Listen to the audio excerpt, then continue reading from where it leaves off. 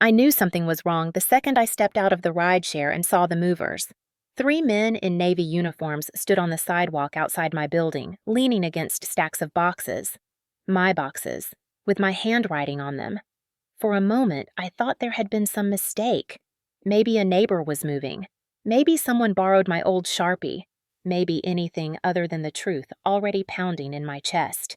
Then one of the movers lifted his clipboard and asked, "You Claire Hartwell?" His tone was casual, like he was confirming a food delivery. "Yes. We were told to clear out your penthouse. New owner gets the keys this afternoon."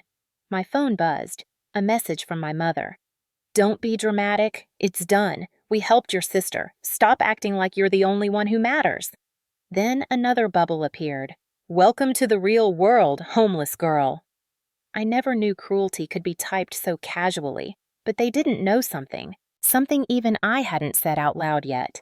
The penthouse they had just sold wasn't what they thought it was, and the moment they found out, everything would explode. This is the story of how my family stole my home, my savings, and my trust. It's also the story of how I got it all back, and lost them in the process. But I'm getting ahead of myself. Let me start from the beginning. From the moment I stepped off that plane from Hawaii, still smelling like coconut sunscreen, with no idea that my entire life was about to shatter. The Hawaiian sun had left its mark on my skin, a warm tan that would fade within weeks, just like the peace I'd finally allowed myself to feel. 2 weeks of doing absolutely nothing. No emails after 6 p.m., no crisis calls from Jessica. No guilt-laden voicemails from my mother about how I wasn't present enough for the family. For 14 days, I had been just Claire. Not Claire the fixer. Not Claire who always has money. Not Claire who drops everything when Jessica needs her. Just Claire, drinking Mai Tais on a beach and reading novels that had nothing to do with software architecture. The Uber from SFO dropped me at Pacific Harbor Tower just after 3 p.m.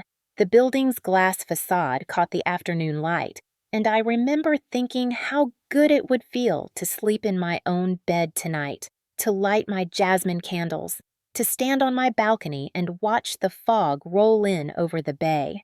I was already reaching for my suitcase when I saw them, 3 men in matching navy polos. A white moving truck double-parked on the street, and boxes, dozens of boxes, stacked on the sidewalk like someone had vomited my entire life onto the concrete. My first thought was stupid and hopeful. Someone's moving out, one of my neighbors. But then I saw the handwriting. My handwriting. The same angular script I'd used to label those boxes 3 years ago when I moved in. Kitchen. Fragile, books, heavy, bedroom, misc. The world tilted slightly. One of the movers noticed me standing there, frozen with my rolling suitcase and my tourist tan and my brain that couldn't quite process what it was seeing. He lifted a clipboard. "You Claire Hartwell?" His voice was casual, matter of fact, like he was asking if I wanted fries with that. "Yes." The word came out thin. "We were told to clear out your penthouse. New owner gets the keys this afternoon." I stared at him. My penthouse. New owner. The sounds of the city seemed to muffle around me. Car horns fading, conversations becoming static. Everything narrowing down to this moment on this sidewalk with this stranger holding a clipboard that apparently contained the destruction of my life.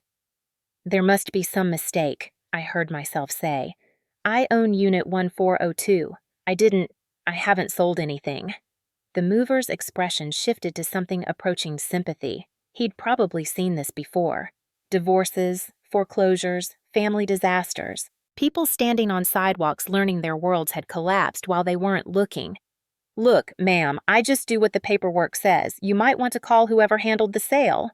Whoever handled the sale. My phone buzzed in my pocket. I pulled out my phone with hands that had started to tremble. The screen showed a text from Mom, Patricia Hartwell, listed in my contacts with a heart emoji I'd added years ago, back when I still believed we were the kind of family that deserved heart emojis. "Don't be dramatic. It's done." We helped your sister. Stop acting like you're the only one who matters. You can figure out where to stay tonight." I read it twice, 3 times. The words didn't change. Then another bubble appeared. "Welcome to the real world, homeless girl." Homeless girl. Not sweetheart. Not Claire. Not even honey or kiddo or any of the dozen pet names she used when she wanted something from me. Homeless girl. I stared at those 2 words until my vision blurred. This wasn't an accident. This wasn't desperation speaking. This was cruelty wearing its Sunday best, typed out casually between whatever else my mother was doing that afternoon. The mover cleared his throat. "Ma'am, you okay?" I wasn't okay. I was the furthest thing from okay, but I'd spent 30 years learning to hold myself together when my family set fire to everything around me, and that training kicked in now like muscle memory. "Could you just give me a minute?" He nodded, something like kindness flickering across his weathered face. "Take your time. This is a rough one, huh?" If only he knew. I stepped away from the truck, away from my boxes, away from the ruins of my carefully constructed life. Found a spot near the building's entrance where I could lean against the cool stone and try to remember how to breathe. My phone buzzed again. Nathan Cole, my best friend, my co-worker, the one person who never asked me for anything except my company. "Welcome back. The office survived without you. Barely. Drinks tonight?" I couldn't answer him. Not yet. Not until I understood what the hell was happening. Instead, I called my mother. She picked up on the first ring. "You there yet?" Patricia's voice was sharp, impatient, the tone she used when I was being inconvenient. "Good. Saves me the trouble of explaining." "Mom," my voice came out in a whisper. "What did you do?" "What we had to." She said it like she was explaining why she'd taken an umbrella. Simple, obvious, not worth discussion. "Jessica was drowning, Claire. Drowning. She could have gotten hurt. She could have—" A pause. A breath. "You don't understand the pressure we've been under." "You sold my home." "Oh, please." I could practically hear her rolling her eyes.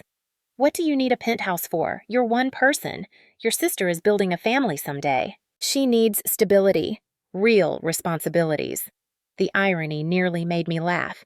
Jessica, my 27-year-old sister who changed jobs every 6 months, who borrowed money she never repaid, who had called me crying at 3 a.m. so many times I'd lost count, always with a new crisis, always with the same solution. "Claire will fix it." "Mom," I said slowly, fighting to keep my voice level, "I never agreed to this. Not once." "Well," she sniffed, "that's why we used the document you signed years ago, and thank God we did, or Jessica would have been ruined." My heart stuttered. "What document?" "That power of attorney thing, the one you signed after your surgery when you were, 23? We updated it a while ago." Updated. Without me. "Mom." I pressed a hand to my forehead, my thoughts racing. That document was for medical decisions, medical emergencies. It had nothing to do with property. "You're overreacting," she said, her tone cooling. "You always do. And I'm tired of the drama, Claire. I really am." Drama. That word again. The family weapon. The way they'd dismissed every boundary I'd ever tried to set. Every time I'd said no. Every moment I'd tried to be something other than the family ATM. "You're being dramatic, Claire. Stop making this about you. Why do you always have to be so difficult?" My father's voice cut in. He must have been on speaker. "Claire, listen to your mother. This is for the good of the family." "The good of the family," I repeated flatly. "You threw me out of my own home." "You'll land on your feet." His voice was gruff, dismissive. "You always do." That was the problem. In their minds, I always would. So they never had to think twice about using me as their solution. "And Jessica?" I asked. "Where is she?" Before either of my parents could answer, another voice chimed in, bright, unbothered, with the edge of something I couldn't quite name. "I'm right here." Jessica sounded almost cheerful. "And honestly, Claire, you should be thanking us." Thanking them. I closed my eyes and counted to 3. It was a technique I'd learned in a management seminar years ago, designed to prevent saying something you'd regret in a meeting. I'd never imagined I'd need it with my own family. "Thanking you," I repeated. "Yes." Jessica's voice dripped with self-pity. "If I went bankrupt, it would have ruined the whole family. This helped everyone, including you. You're too young to be tied to one place anyway. Traveling, working, living in different neighborhoods, it'll be good for you." Something inside me cracked, not in a way that broke me, more like a fracture that let the truth pour through, the truth I'd been avoiding for years. They didn't see me as family, they saw me as a resource. "So you all just decided," I said quietly, "that my life didn't matter." "Oh, stop it," Patricia snapped. "We're your parents. We know what's best for you." There it was, the line they'd used my entire life. Whether it was the college they wanted me to attend, the jobs they thought I should take, the money they believed I should be giving. "You'll be fine," Donald said again. "Just stop being dramatic." That word, always that word. And then Jessica added, almost as an afterthought, "The new owners move in today, so you should probably hurry if you want to get your things." I looked back at the movers. My things were already in boxes on the sidewalk, being loaded into a truck, going God knows where. My breath shook once, but when I spoke again, my voice was steady, steadier than I'd expected. "Mom, Dad, Jessica." "Yes," Patricia said sharply. "You didn't sell what you thought you sold." A pause. Long. Confused. Donald scoffed. "What does that mean?" But I wasn't going to tell them. Not yet. Not while I was standing on the street with 3 movers watching me try not to fall apart. "You're all going to find out soon enough." "That find out what?" Jessica demanded. "Claire, just say it." "No." I surprised myself with how calm I sounded. "Not today." I ended the call before they could say another word. I stood still for a moment, letting the sounds of the city wash around me. My heart was pounding in a rhythm I didn't recognize, anger and clarity and betrayal and something else, something that felt almost like power. I walked back to the movers. "Let's load everything into storage. I need to make some calls." The foreman nodded sympathetically. "Rough family situation, huh?" I almost laughed. "You have no idea." As they began lifting boxes into the truck, I stepped aside and pulled up a contact I hadn't called in years. Diana Reyes, attorney at law. I'd met Diana 5 years ago when my grandfather was dying. He'd insisted I set up a trust for my penthouse, something separate from the family, something protected. "Your parents mean well," he'd told me, his voice papery and thin in that hospital bed. "But they don't always understand boundaries. Protect yourself, Claire." I'd thought he was being paranoid, an old man's anxieties about a family that loved each other. I pressed dial. Diana answered on the second ring, her voice professional but warm. "Claire Hartwell, it's been a while. How's your grandfather's trust treating you?" "Diana." I swallowed hard. "They sold my penthouse while I was on vacation, and I need your help." Silence. 1 beat. 2. Then her voice hardened into something sharp and competent. "Tell me everything. Don't leave anything out." I told her. The movers. The message. The phone call. The updated power of attorney I'd never signed. When I finished, Diana was quiet for a moment. Then, "Claire, listen to me carefully. Do not talk to them again. Not one word. I'm pulling up the trust documents right now, the ones your grandfather had us set up." "The trust is still valid?" "If they didn't know about it, and from what you're telling me, they clearly didn't, then they had no legal authority to sell. That property is in a protected trust with you as sole beneficiary. Your parents couldn't transfer it if they wanted to, not without your explicit notarized signature." Relief washed through me, followed immediately by cold fury. "So they committed fraud?"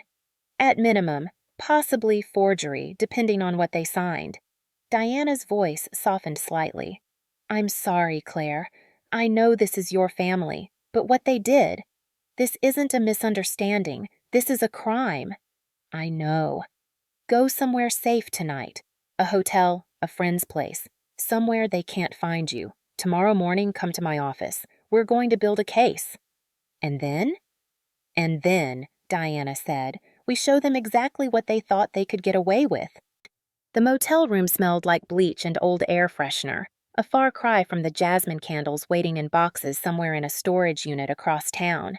I sat on the edge of the stiff mattress, still wearing my vacation tan, my suitcase still unopened at my feet. My penthouse had floor-to-ceiling windows and a view of the bay. This room had a window that looked out at a parking lot and curtains that might have been white once, decades ago. I wanted to cry. My body ached for the release of it, the hot tears, the shaking shoulders, the ugly sounds that come when grief finally breaks through. But the tears wouldn't come. There was just this numbness, this hollow space where my family used to live. My phone had been buzzing constantly since I hung up on them. Mom, Dad, Jessica, Mom again. I'd silenced it, but the notifications kept piling up like accusations. Pick up, stop being childish. You're making this worse than it needs to be. We did this for you. I threw the phone onto the bed and watched it bounce once, twice. Didn't pick it up. Instead, I pulled out my laptop. If I was going to fight this, I needed to understand exactly what they'd done. My hands trembled as I logged into the digital vault where I kept everything important. Scans of documents, financial backups, emails, the original trust paperwork Diana had helped me file years ago. The folder opened and I began to read. The trust documents sat right there, PDFs I hadn't looked at since my mid-20s.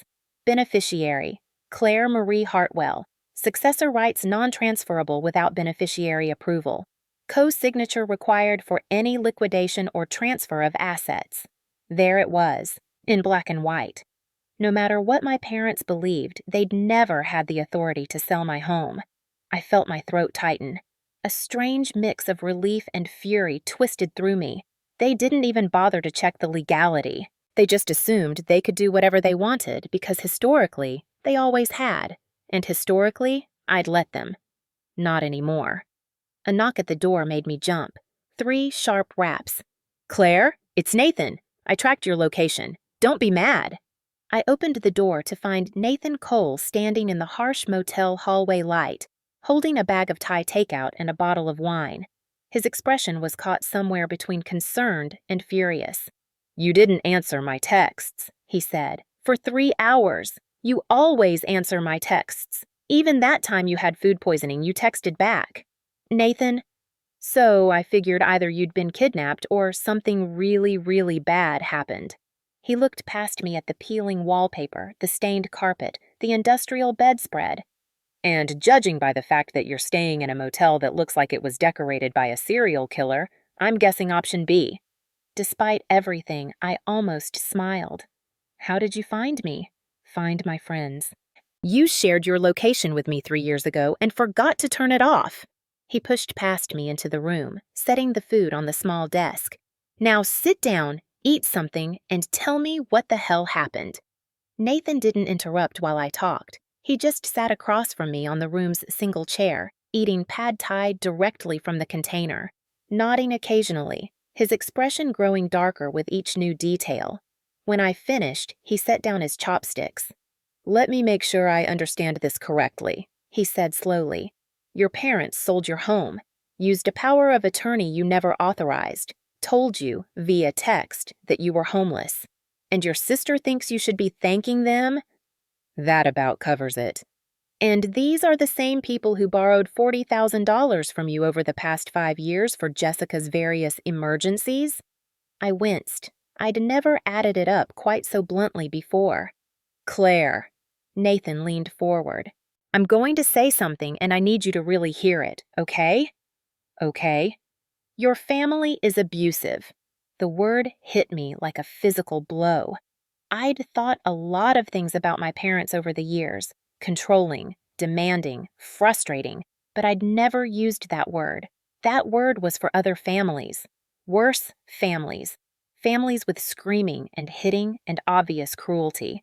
They don't hit me, I said automatically. Abuse isn't just physical. Nathan's voice was gentle but firm. It's financial, emotional. It's conditioning someone to believe their only value is what they can provide. It's making someone feel guilty for having boundaries. He paused. It's calling your daughter homeless girl after you steal her house. I opened my mouth to argue, to defend them the way I always had. They mean well. They're just stressed. They don't know any better. And nothing came out. Because he was right. You know what my mom said when I came out? Nathan asked quietly. What? She said I was killing the family name, like being gay was a personal attack on her. He smiled, but there was old pain behind it. I spent years trying to fix it, trying to be good enough that she'd accept me. And then, one day, my therapist asked me a question that changed everything. What question? If a stranger treated you the way your family treats you, would you keep them in your life? Nathan held my gaze. The answer was so obvious it made me sick. Of course I wouldn't. So why was I giving my family a pass? I thought about the texts on my phone, the cruel words, the casual assumption that my life was theirs to dismantle. If a stranger had done this to me, I'd already have called the police. My therapist helped me see a lot of things, Nathan continued. Took years, but it was worth it. If you ever want her number, I've never done therapy. Maybe it's time to start. He stood up, gathering the empty food containers. But that's tomorrow's problem. Tonight you need to sleep. I'll be on your couch. Nathan, this room doesn't have a couch.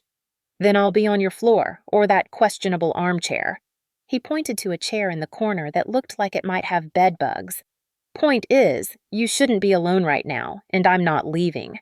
For the first time since I'd seen those movers on the sidewalk, my eyes stung with something close to tears. Thank you, I whispered. Don't thank me yet. Nathan pulled out his phone.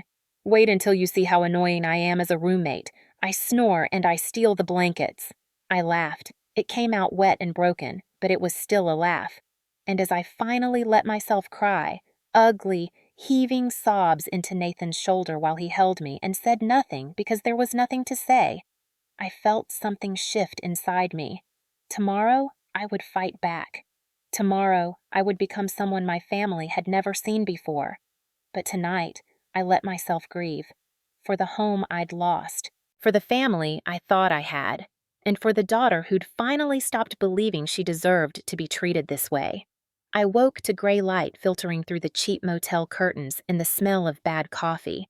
Nathan was already up, scrolling through his phone on the questionable armchair, a steaming paper cup in his hand. There's coffee on the desk, he said without looking up. It's terrible, but it's caffeinated. I sat up slowly, my body aching like I'd run a marathon. Emotional exhaustion, I supposed, the kind of tired that seeps into your bones. What time is it? Almost 8.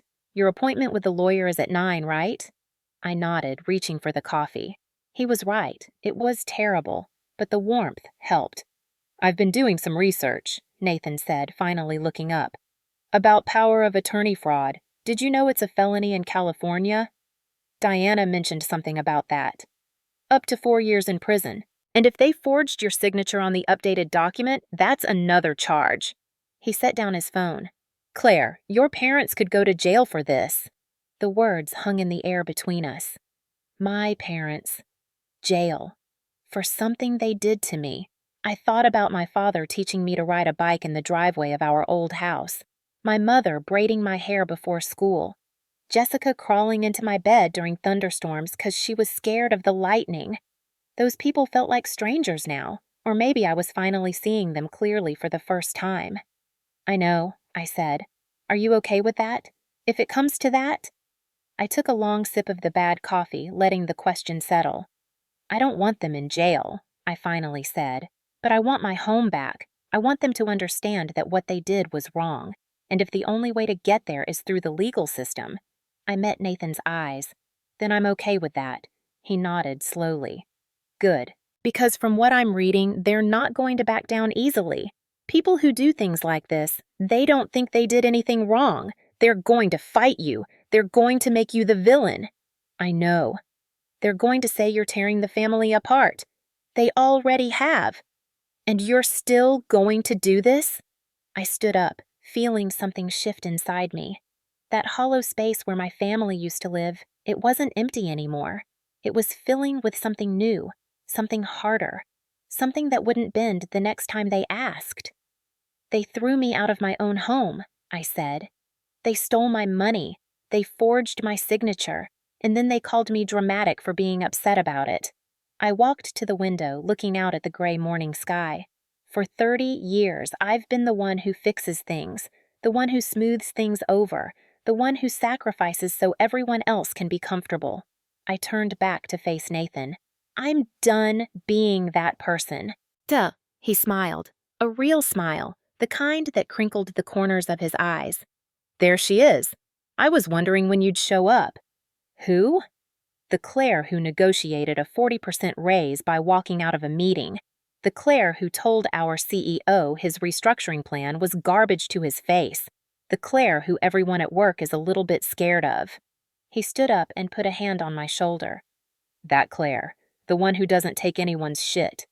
I thought about that person, the one I was at work, confident, competent, respected, the one who somehow disappeared the moment I walked through my parents' front door. Maybe it was time to introduce them. "I should shower," I said. "Diana's expecting me at 9. "I'll wait downstairs, drive you there." Nathan grabbed his keys. "And Claire?" "Yeah?" "Whatever happens with your family, you're not alone in this. You know that, right?" My throat tightened. "I know." He left, and I stood alone in that dingy motel room, watching the morning light grow stronger through the dirty window. Today would be the first day of a war I never wanted, but I was ready. Diana Reyes's office occupied the corner of the 14th floor of a glass tower downtown, all clean lines and carefully arranged files, the kind of space that radiated competence. I'd remembered it as intimidating when I first came here with my grandfather. Now it felt like a sanctuary. Diana stood when I entered, crossing the room to shake my hand. She was mid-40s, her dark hair pulled back in a sleek braid, her expression warm but businesslike. The kind of woman who could comfort you and destroy your enemies in the same breath. "Claire," she gestured to a chair across from her desk. "How are you holding up?" "I slept in a motel that charged by the hour," I said. "So, not great." A flicker of something, sympathy maybe or recognition, crossed her face. "We're going to fix that. Sit down." I sat. The leather chair was expensive and comfortable, a sharp contrast to the motel's questionable armchair. Behind Diana, a whiteboard already displayed a timeline with my name at the top, underlined twice. "I've been working since your call yesterday," Diana said, pulling up documents on her laptop. "The good news is, your grandfather was smart. The trust he set up is airtight. Your parents had no legal authority to sell that property. So I can get it back?"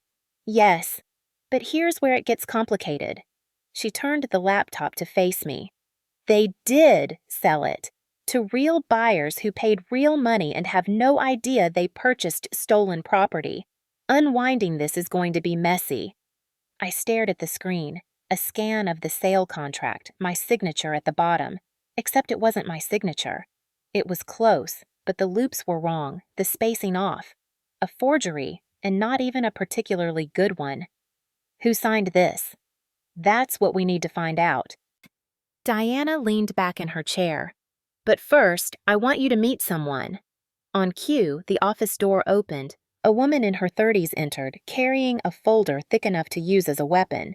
She had sharp eyes and an expression that suggested she'd seen every kind of financial crime there was. "Claire, this is Elena Vasquez. She's a forensic financial investigator. I've worked with her on fraud cases before." Elena shook my hand briskly and sat down, spreading papers across Diana's desk like she was preparing for battle. "I've been tracing the money," Elena said without preamble, "since Diana called me last night.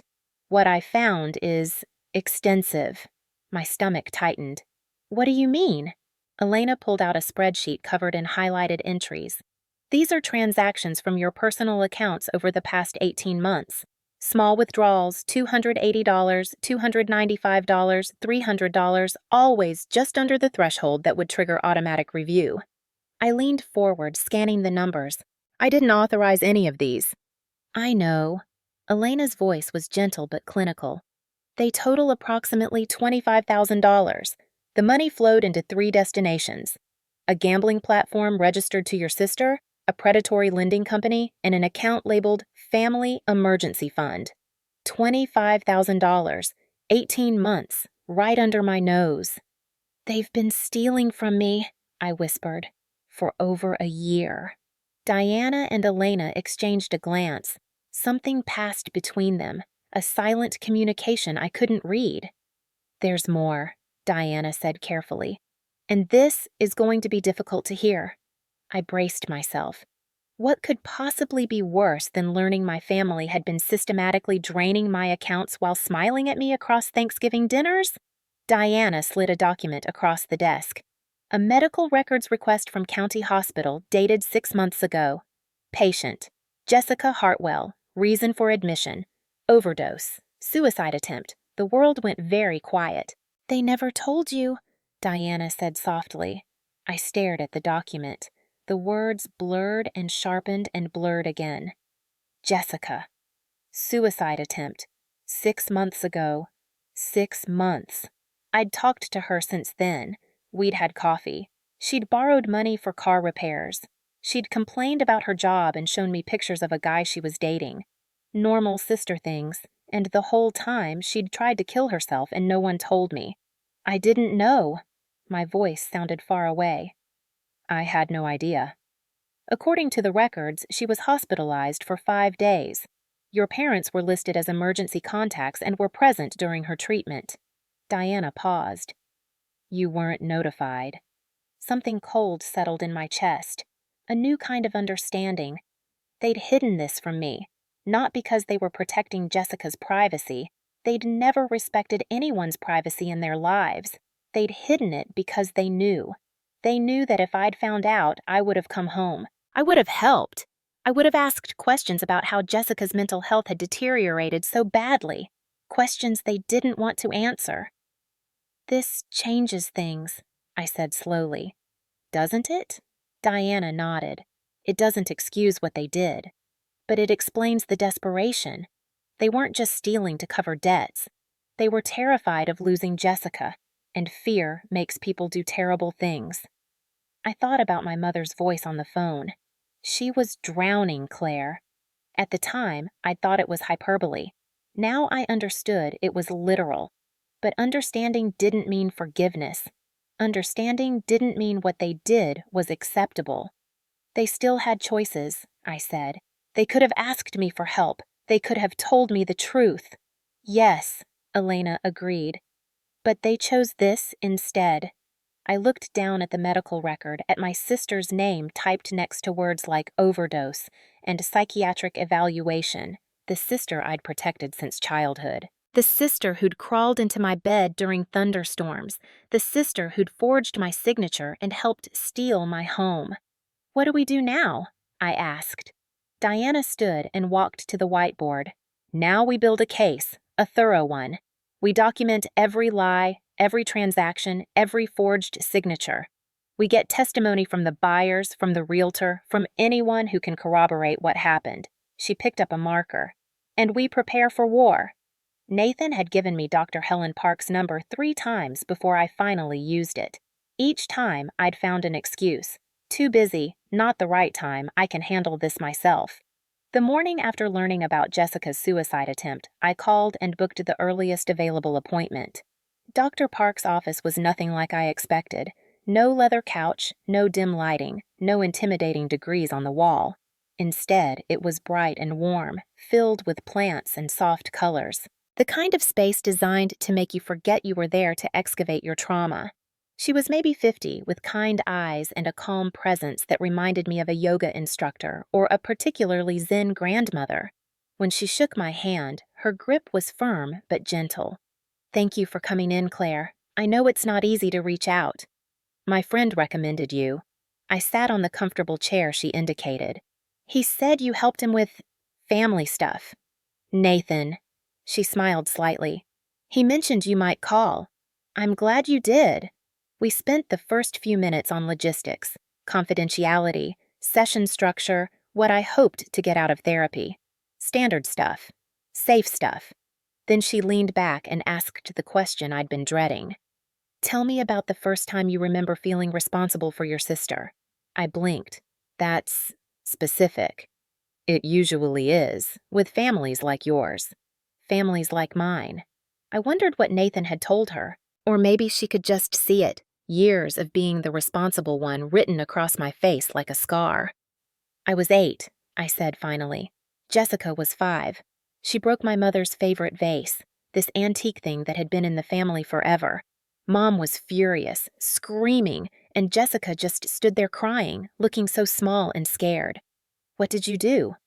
I said I did it. I took the blame. Why? Because she was crying, and I couldn't stand watching her get hurt. Dr. Park nodded slowly.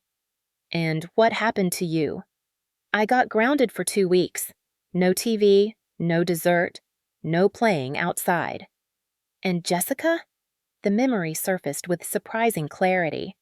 She got ice cream that night because she'd witnessed something traumatic. The irony hung in the air between us. You learned something important that day, Dr. Park said gently. You learned that your pain was an acceptable price for family peace, that your role was to absorb damage so others didn't have to. I stared at her. No one had ever put it so bluntly before. Yes, that's exactly what it felt like. And has that pattern continued?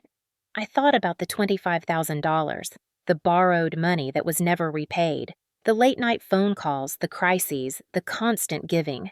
Until this week, I would have said I was just being a good sister, a good daughter. I swallowed hard.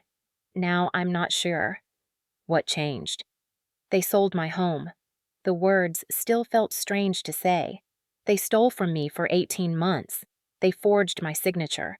And when I found out, they called me dramatic. Dr. Park was quiet for a moment. How did that make you feel? Angry, betrayed. I paused. But also, relieved? Is that horrible? Why relieved? Because for the first time, I have proof. It's not just me being too sensitive or overreacting. They actually did something objectively wrong. Something I can point to and say, This is why I'm hurt. You've been waiting for permission to be hurt. The observation hit me like a punch to the chest. She was right. For 30 years, I'd been waiting for my family to do something bad enough that I was allowed to be angry about it. And they finally had. There's something else, I said, my voice small. I just found out Jessica tried to kill herself 6 months ago. My parents never told me. Dr. Park's expression shifted, still calm, but with a new depth of understanding. How do you feel about that? Confused. I rubbed my eyes. Part of me wants to drop everything and take care of her. That's my reflex. That's what I've always done.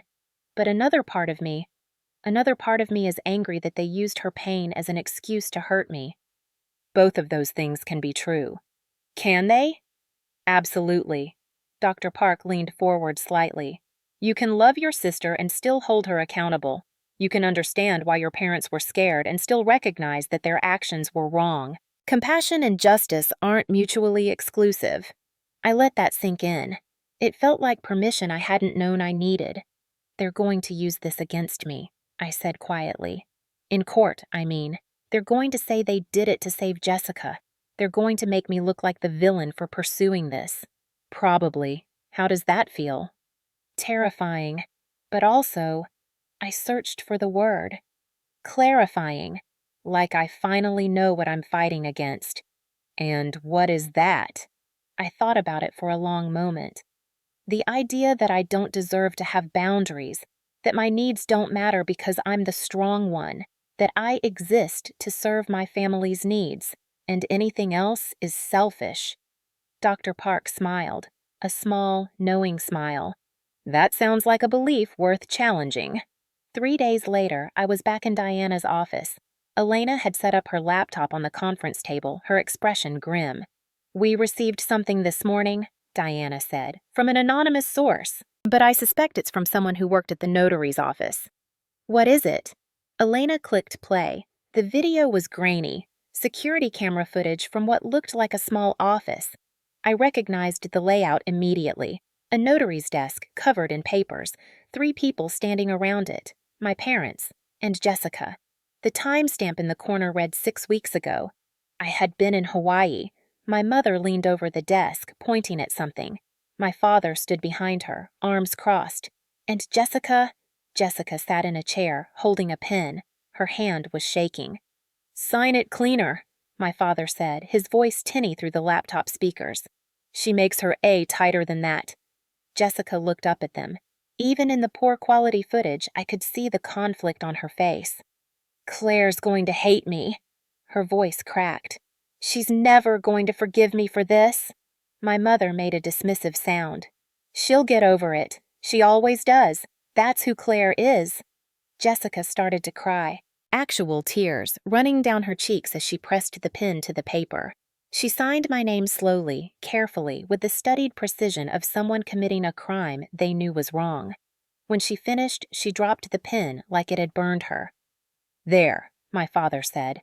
"Was that so hard?" The video ended. I sat in silence, staring at the blank screen. My reflection stared back, pale, hollow-eyed, a woman watching her family destroy her in real time. "She knew it was wrong," I whispered. "She knew." "That's what makes this so damning," Diana said. "This isn't a case of confusion or misunderstanding. This is documented, deliberate fraud. They knew exactly what they were doing." "But she was crying." Diana and Elena exchanged another glance. "Claire," Diana said carefully, "I understand that changes how you feel about Jessica, but it doesn't change what she did." "I know, but it did change something." The Jessica in my head, the smug voice on the phone saying I should be thanking them, wasn't the same as the Jessica in this video, the one who wept while betraying me, the one who was clearly struggling. Which one was real? Both? Neither? "She's sick," I said slowly. "The gambling, the suicide attempt, this? She's not well." "That may be true," Elena said gently, "but addiction doesn't excuse fraud. Mental illness doesn't excuse theft. Many people face those challenges without committing felonies." "I'm not excusing it. I'm just—" I trailed off, unsure what I was trying to say. Dr. Park's words echoed in my mind. "You can love your sister and still hold her accountable." "Keep going," I said finally. "Whatever evidence you need, get it. I want to understand the full picture before we do anything." Diana nodded. "There's a hearing next week. Emergency injunction. If we win, all accounts connected to the sale get frozen. Your parents won't be able to touch a penny until this is resolved." "And if we lose?" "We won't." Diana's voice was steel. "I've been doing this for 20 years, Claire. They handed us everything we need. That video alone would sink them." I looked at the frozen frame on the laptop screen. Jessica's face, mid-cry, pen hovering over my forged name. My sister, the weapon they'd turned against me. My sister, who might be as much a victim as I was. My sister, who I still loved despite everything. "Let's do it," I said. I met Kevin and Amanda Lawson at a coffee shop near the courthouse. Neutral territory, Diana called it. They were younger than I expected, early 30s like me, with the nervous energy of people caught in someone else's disaster. "Thank you for meeting with us," I said as we sat down. Amanda twisted a napkin in her hands. "We're so sorry. If we'd known—" "You couldn't have known." I meant it. "That's not your fault." Kevin pulled a folder from his bag and slid it across the table. "We saved everything. Emails, voicemails, text messages. We had a feeling something wasn't right, but we couldn't figure out what." I opened the folder. The first page was an email from my mother, dated 6 weeks ago. "Dear Mr. and Mrs. Lawson, thank you for your interest in the property. I wanted to address your concerns about meeting the owner directly. Unfortunately, my daughter Claire is currently experiencing significant mental health challenges and is unable to participate in legal proceedings. Any attempt to contact her would cause her considerable distress. Rest assured that we have full authority to act on her behalf. The attached power of attorney grants us complete control over her assets during this difficult time. Please let me know if you have any other questions. Warmly, Patricia Hartwell." I read it twice, then a third time. Mental health challenges. Unable to participate. considerable distress. They hadn't just stolen my property, they'd assassinated my character, told strangers I was mentally incompetent to justify their theft. There's more, Kevin said quietly. The next page was a text exchange between my parents and the realtor. Patricia. The buyer wants to meet Claire directly. Can you handle this? Olivia, realtor. I can try, but they're being persistent. Donald. Tell them she's fragile. Say she can't handle stress. They'll back off. Patricia. Good thinking. Use the words emotionally unstable. That usually works. Emotionally unstable. The phrase my family had wielded against me my entire life. The label they slapped on anyone who dared to have feelings they found inconvenient. Amanda reached across the table and touched my hand. We didn't fully believe them. Something felt off. That's why we saved everything. Why didn't you walk away? Kevin sighed. We wanted that apartment. The price was amazing, probably because they were desperate to sell fast. And they had a notary present, official documents. Everything seemed legal on the surface. He paused. But we always wondered why we never met you, why everything felt so rushed. Will you testify to this? I asked. In court? They looked at each other, then back at me. Yes, Amanda said firmly. What they did to you, it could have been us. We could have bought a stolen property and been caught in the middle of this. That's not right. Kevin nodded. We'll tell the truth, all of it. I looked down at the folder, page after page of my parents' lies, preserved by strangers who had more integrity than my own family. Thank you, I said. You have no idea how much this means. Amanda squeezed my hand.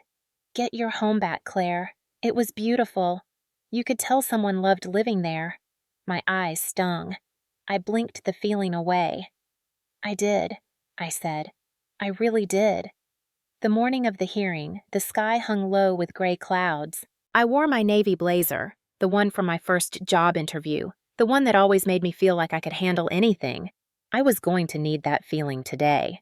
Diana met me at the courthouse entrance. Remember, don't react to anything they say. The judge is watching everything. Stay calm, stay steady. And if they try to talk to me? You say nothing. I handle all communication. That's what I'm here for. We walked through security, my heels clicking against the marble floor. Every step echoed like a countdown to something I couldn't take back. My family was already there. They stood in the hallway outside the courtroom, Patricia in soft pastels that made her look fragile, Donald with his jaw clenched, Jessica in the corner with her arms crossed. When they saw me, my mother's face transformed into something that might have been grief if I didn't know better. Claire. She moved toward me, hands outstretched. We need to talk. We can still fix this. Diana stepped between us. Mrs. Hartwell, please do not approach my client. I'm her mother. You're also a defendant in a fraud case. Any communication goes through me. Jessica pushed off the wall, her expression sour. God, you actually hired someone to protect you from your own family? That's pathetic. I looked at her. Really looked, for the first time since I'd seen that video. She was thinner than I remembered, dark circles under her eyes. Her bravado felt paper thin, like a costume she was struggling to wear. Jessica, I said quietly. Diana touched my arm in warning, but I continued anyway. I saw the video. I know you were crying when you signed. Jessica's face went pale. I also know about the hospital, 6 months ago. For a moment, just a moment, I saw something real break through. Fear. Shame. Something that might have been remorse. Then it was gone, replaced by that familiar defensive sneer. Don't act like you care now. I've always cared. That's the problem. Before she could respond, the bailiff opened the courtroom doors. Case 14 CV 2223. Hartwell versus Hartwell. All parties inside. Diana guided me toward the plaintiff's table. My parents and their attorney, a young man named Tom Brightwell who looked deeply uncomfortable with his clients, took the defense side. Judge Rachel Manning entered, mid-60s, silver hair, an expression that suggested she'd seen every kind of family disaster and had no patience for theatrics. This hearing concerns an emergency injunction requested by Miss Claire Hartwell regarding the sale of her property and access to the resulting funds. She looked at Diana. Ms. Reyes, you may proceed. Diana stood, composed and commanding. Your Honor, my client's parents and sister orchestrated a fraudulent sale of her penthouse while she was out of state. They utilized a forged update to a medical power of attorney, falsified her mental state to the buyers, impersonated her in digital correspondence, and diverted all proceeds into accounts she did not authorize. She placed each folder on the judge's bench with precision. We have documentation of forged signatures, confirmed by a forensic analyst. We have emails and text messages proving intentional misrepresentation. We have testimony from the buyers who were told my client was mentally incompetent and unable to manage her own affairs. The judge flipped through the first folder, her expression sharpening. Tom Brightwell stood tugging at his tie. Your Honor, with respect, this is a family dispute that has escalated unnecessarily. My clients acted within what they believed to be their legal authority. Did they forge her signature? The judge interrupted. Brightwell hesitated. The nature of the power of attorney. That's not what I asked. Judge Manning's voice could have cut glass. Did they, or did they not, forge her signature? Silence. The signatures were not verified against the original, Brightwell finally said, which means they are not legally valid. The judge set down the folder. Continue, Ms. Reyes. Diana pressed on, outlining the financial abuse, the unauthorized withdrawals, the video evidence from the notary's office. With each new piece of evidence, I watched my parents' expressions shift from confident to worried to something approaching panic. When Diana mentioned the $25,000 stolen over 18 months, my mother let out a small sob. We were trying to help, she cried out. Jessica was dying. She almost... Mrs. Hartwell. Judge Manning's voice was sharp. You will have your opportunity to speak. Until then, you will remain silent. My mother pressed a hand to her mouth. My father put an arm around her shoulders, glaring at me like I was the one who had wronged them. Finally, Diana finished. We are requesting that all accounts connected to the sale be frozen until this matter is fully resolved. Brightwell tried again.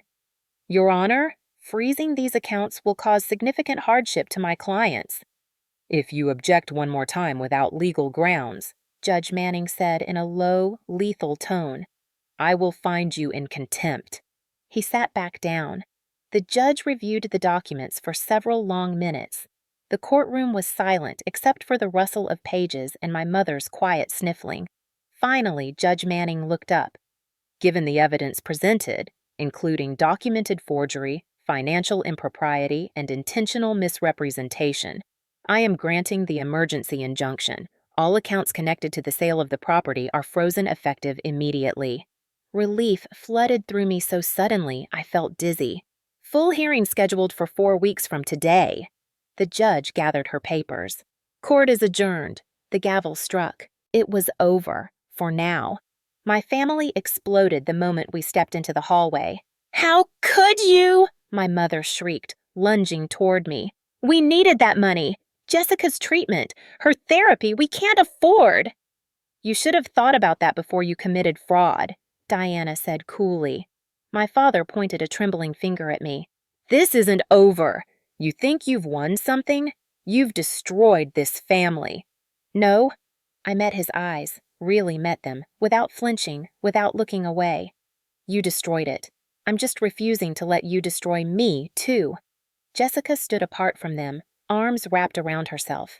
She looked small, young, lost. Claire, her voice was barely a whisper. I paused. What? I'm sorry. 2 words. Simple. Quiet. Nothing like the bravado she'd shown an hour ago. I wanted to believe her. Part of me, the part that had protected her for 27 years, ached to cross the distance between us and hold her. Tell her it would be okay. Promise to fix everything, but I couldn't. Not yet. Maybe not ever. I know you are, I said. But sorry doesn't undo what you did. I turned and walked away, Diana at my side. My phone buzzed as we reached the elevator. A text from an unknown number. This isn't over. You're going to regret this. Jessica. Or maybe my mother. It didn't matter which. I showed it to Diana. She nodded once. Save it. It's evidence. Of what? Harassment. Intimidation. She pressed the elevator button. They're scared, Claire. That's why they're lashing out. The doors opened. We stepped inside. What happens now? I asked. Now we prepare for the full hearing. We build an airtight case. Diana looked at me with something like pride. You did well today. That wasn't easy. No, I agreed. It wasn't. But as the elevator descended, I felt something I hadn't expected. Not triumph, not satisfaction, just a bone-deep exhaustion, and beneath it, the faintest flicker of hope. I was going to get my home back. I was going to hold my family accountable, and whatever came next, I was going to face it standing up. 4 weeks passed like a fever dream, half real, half nightmare, every day blurring into the next. I went back to work because I had to. Bills didn't stop just because your family had imploded. Nathan covered for me during meetings when my mind drifted, nudging me under the table when my name was called, filling silences I left hanging in the air. You're doing great, he'd whisper. Just breathe. I wasn't doing great. I was surviving. There's a difference. Diana's office became my second home. Every evening after work, I'd sit in her conference room while she and Elena built the case piece by piece. Timelines on the whiteboard, evidence in labeled folders, witness statements stacked like ammunition. Dr. Park's office became my third home. Twice a week, I'd sit in that plant-filled room and excavate 30 years of conditioning, pulling up roots I hadn't known were there. You're making progress, she told me during one session. Even if it doesn't feel like it. It feels like I'm falling apart. Sometimes that's what progress looks like. You have to dismantle the old structure before you can build a new one. I thought about that a lot.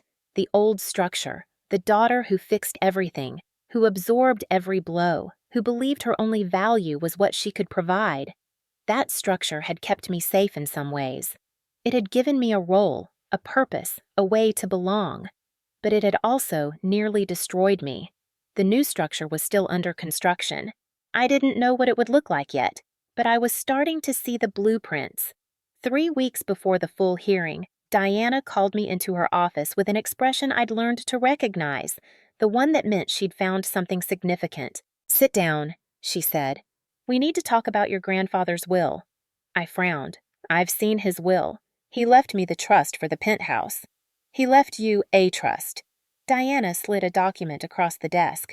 But according to the original estate records, he established 2 trusts, one for you and one for Jessica, equal amounts. I stared at her. That's not possible. Jessica never mentioned. Jessica doesn't know. Diana's voice was gentle but firm. Your parents have been the trustees of both accounts since you were minors. They were supposed to transfer control when you each turned 25. I got control of my trust at 25. That's how I bought the penthouse. Yes, but Jessica's trust... Diana paused. It was depleted by 2018, completely emptied. Your parents used it for what they called family expenses over the course of about 8 years. The room tilted slightly. I gripped the edge of the desk. How much was in Jessica's trust? Originally? Approximately $180,000, the same as yours. $180,000. Gone. Spent by our parents on God knows what, while Jessica struggled with debt and addiction and whatever else had driven her to swallow those pills 6 months ago. Does Jessica know? I asked. I don't believe so. There's no indication she was ever informed of the trust's existence. I thought about all the times Jessica had borrowed money from me. The desperate phone calls, the emergencies that were always just a little too expensive for her to handle alone. She'd been struggling for years, and our parents had been sitting on her inheritance the entire time. They spent her money, I said slowly, and then they took mine to cover the difference. That's what the evidence suggests. Diana leaned forward. Claire, this is important.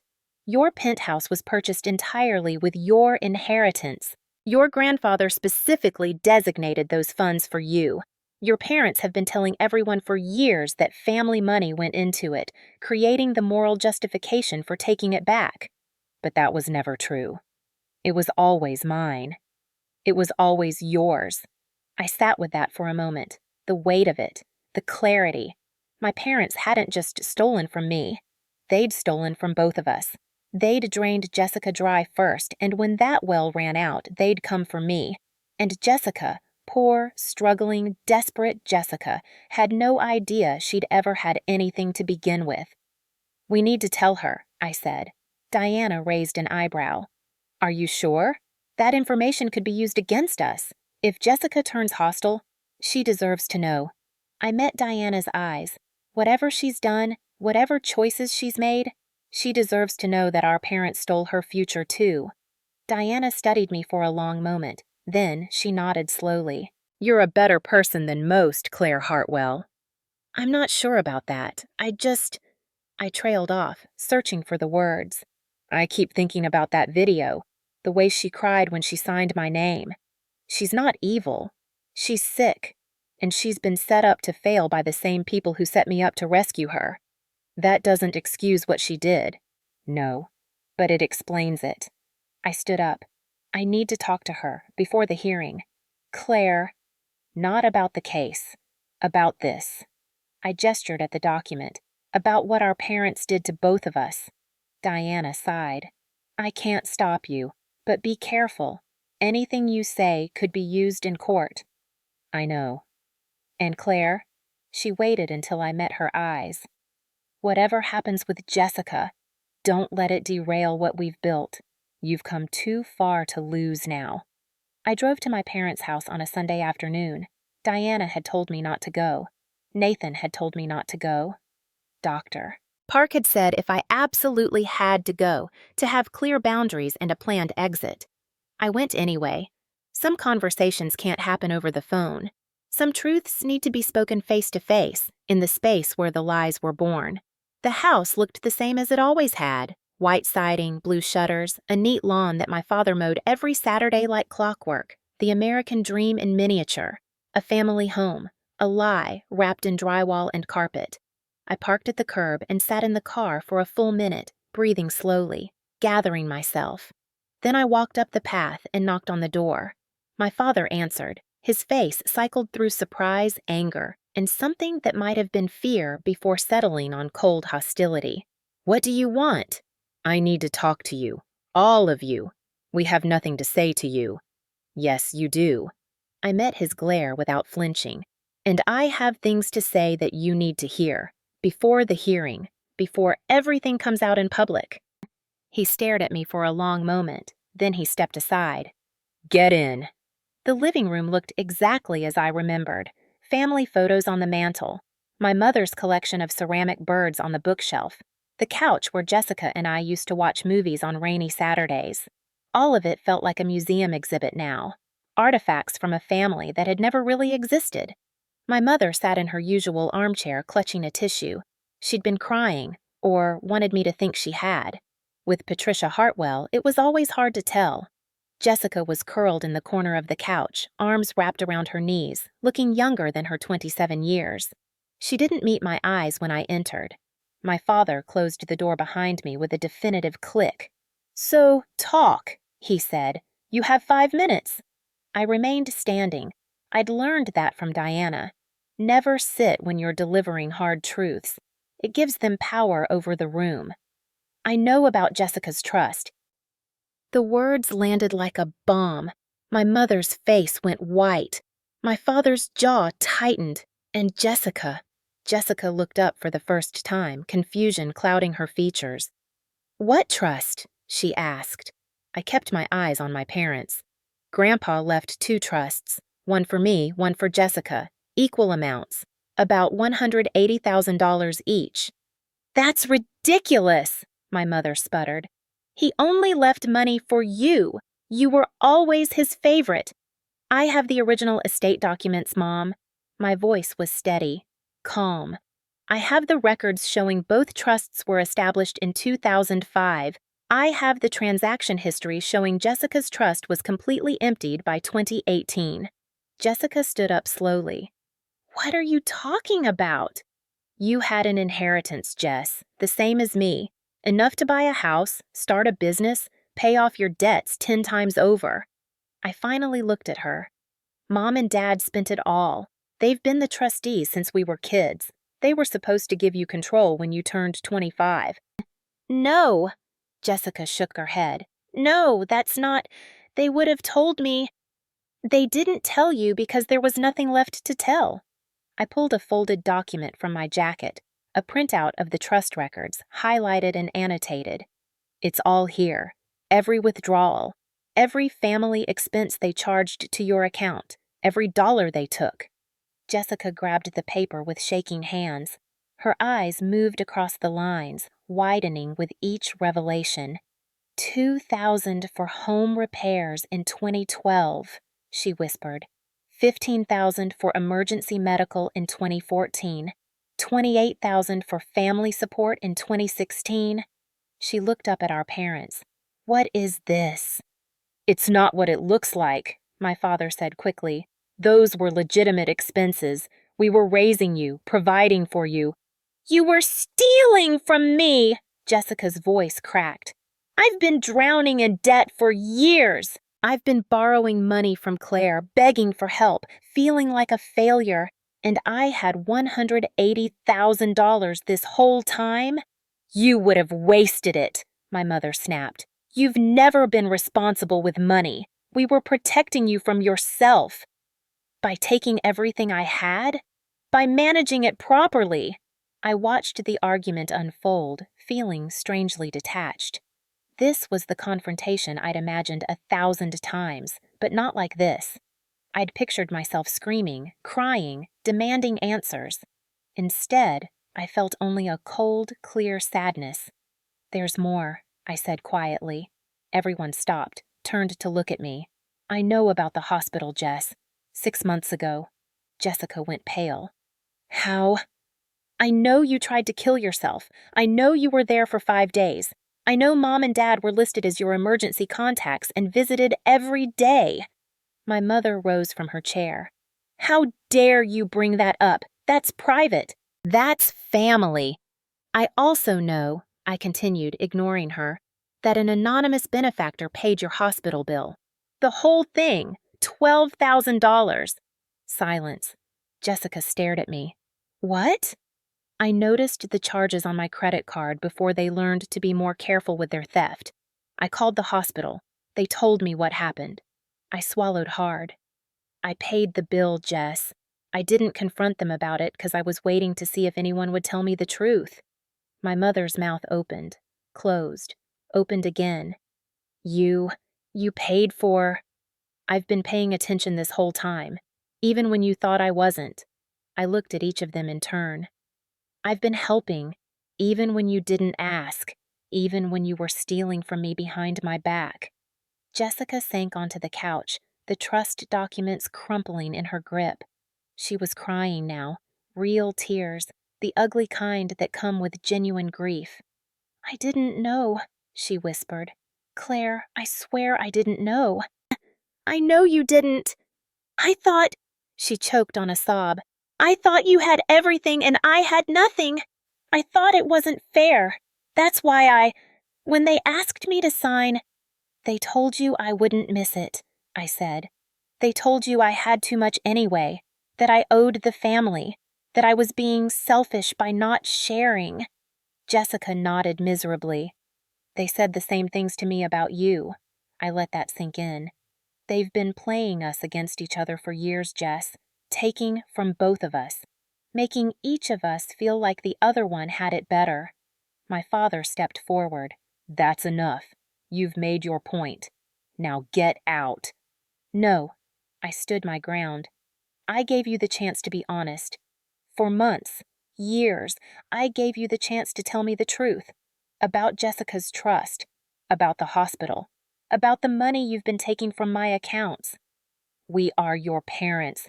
And I'm your daughter! The words exploded out of me, sharp and hot. I'm your daughter, and you sold my home and called me a homeless girl.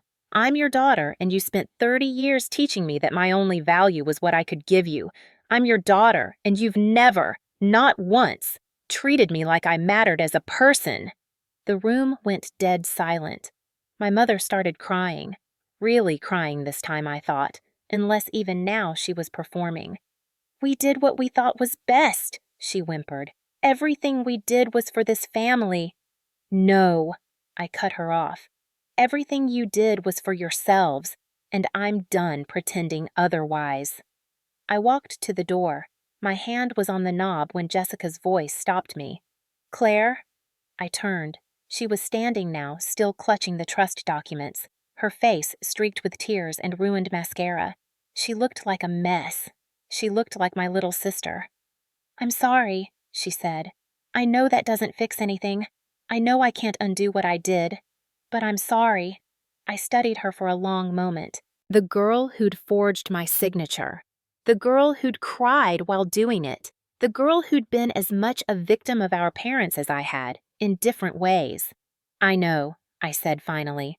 "But sorry isn't enough. Not yet." "What do you need from me?" The question surprised me. It was the first time Jessica had ever asked what I needed instead of telling me what she needed from me. "I need you to tell the truth," I said. "In court. About what you did and why you did it. About what Mom and Dad told you. About everything."